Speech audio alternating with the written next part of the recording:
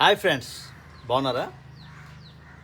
యాక్చువల్గా సమ్మర్లో మనం ఈ దొండపాదుని చాలా వరకు ఈ మాడిపోయినవి అయిపోయినవి కొమ్మలన్నీ కూడా కట్ చేసేసాం. కొద్ది రోజుల్లో సుమారుగా ఒక నెల రోజులు క్రితం చేసాము. ఇప్పుడు చక్కగా చూడండి ఎంత చక్కగా గుత్తులుగా దొండ అయ్యాయో. ఇలాగ అటువైపు కూడా మనం చేసుకున్నాం. ఈరోజు హార్వెస్ట్ చేసుకుందాం దొండ. ఒకసారి చూడండి ఎంత చక్కగా అయ్యాయో, చాలా నైస్గా ఉన్నాయి చూడండి.